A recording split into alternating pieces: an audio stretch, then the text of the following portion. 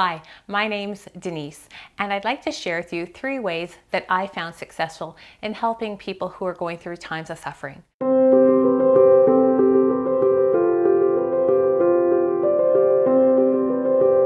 I've worked in long-term care with palliative patients and currently in a rehabilitation setting. And I found some tools that are very successful in helping encourage people who are going through a difficult, hard time while they're going through suffering. I'd love to share this with you today.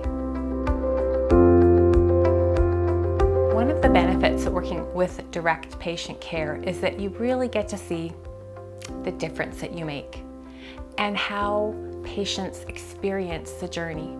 Sometimes, I have to say, it is really tough, and sometimes it's tremendously rewarding. And it's all part of the whole package of working with people and allowing your heart to be open to experiencing care for them freely. So I want to talk about right now some of that. And there is actually an excellent study out of Brigham Young University from 2017 that will give us great insights on isolation. The data from this first meta-analysis revealed that the risk of premature death was 50% lower for adults who had greater connection with other people than with those who didn't. Now that is remarkable. So how can we resolve this in direct patient care? I want to suggest 3 easy ways that we can implement. And you're probably already using some of them, but let's strengthen those. The first is choose to reach out. Consciously choose to reach out. Consciously choose to build those connections. Think about it like it's an orange. There's the outer layer, which looks all pretty, but you haven't tasted the fruit yet. You've got those external relationships, which you want to treat well. But when you peel back that orange, you peel back the layer, you're like, I get the sense of it. You want to experience deeper relationships. So peel that orange back and get deeper relationships. Those deeper relationships are like the fruit that you're going to eat and enjoy. Those are the relationships you want to invest time in. You pick and choose who's in that inner piece of fruit. The outer piece is all the people you interact with regularly, but the inner piece is the people you intentionally spend time with. Develop those relationships. Make them a priority. Spend time in those. And you're going to find that you're going to be experiencing the benefits in a way you wouldn't have imagined otherwise. It's like a bank account for your emotions, for your heart. You're going to invest that time in those relationships and you're going to reap the rewards. And we want our patients to be affirmed in that. So you can even do simple things. For example, we had somebody I was working with and it was their session, but their company showed up from out of town. They traveled all the way to see them. I said, no problem. You know what? Why don't I stop and let you visit with your loved ones and we'll do more next time. We have to allow that personal connection and that patients recognizing that we feel this is important for them and we're supporting them as much as we can. There's also the fact that we need to guard those relationships. So if there's a loved one who's there often, sometimes we have to say, you know what, really love for you to be able to see your loved one, but right now I just have to take them and do a little session. Is it okay if you grab a cup of coffee and come back? Again, we're supporting that relationship, recognizing with the context of direct patient care that we're allowing both to happen. The second learning is that your need for connection is valid and you are worth it.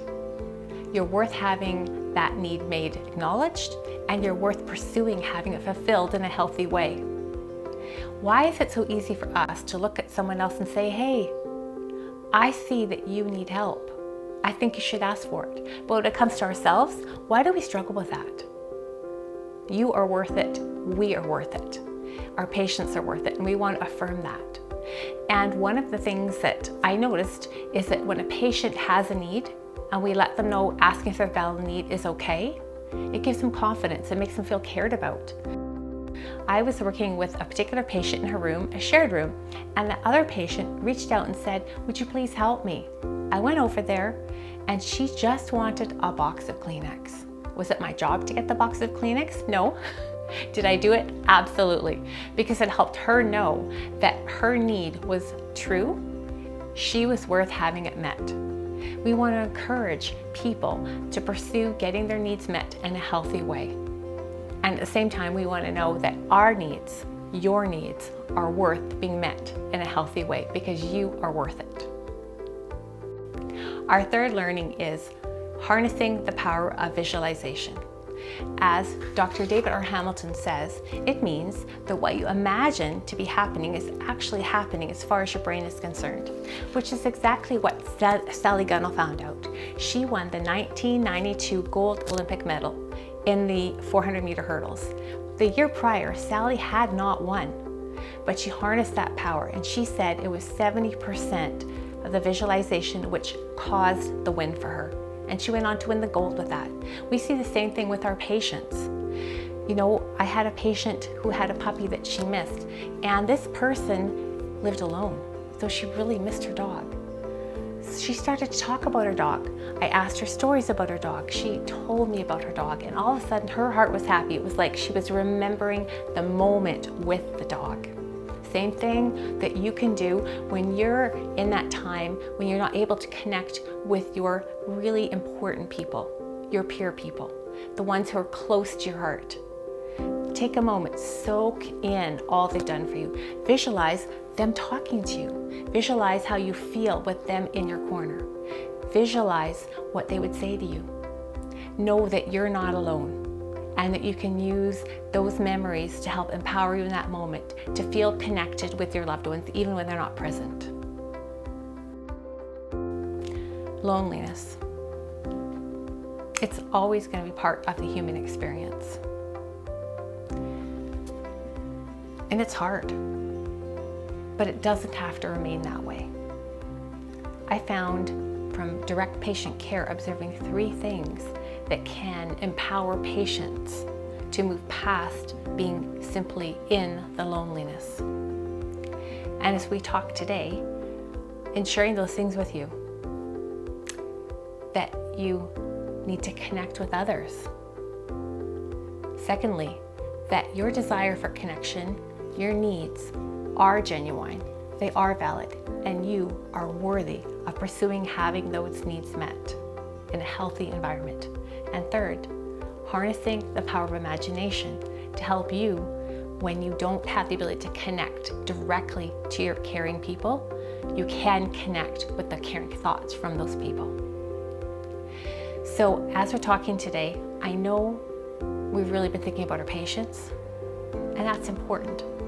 But I also really want you to think about you, because you are worthy of having your needs met. And as you have your needs met, you're better able to meet the needs of those you care for. It's like a lake, a healthy lake. There's either open lakes or closed lakes. A healthy lake is the open lake where the water comes in and the water goes out. If you have a lake where there's only evaporation, not another outflow of water, that's a closed lake because the salt's getting left behind. That's like the Great Salt Lake in Utah. It's the largest salt lake in North America, and its water, it's supposed to be saltier than the ocean. You don't want to drink that. The soil around there is salty. You want to be the healthy lake with the water flow coming in and the water flow coming out. So take the time, because you are worth it, to feed yourself, to ensure the spots in you which might feel lonely are met in a healthy way. And then you in turn, you know and you recognize those when you see those in your patients, and you know and recognize that it's important that those are met, and you're empowered to help them feel comfortable and confident to seek solutions. So thank you for considering that, and remember, you and your needs are valid, and you're worth taking care of just as your patients are.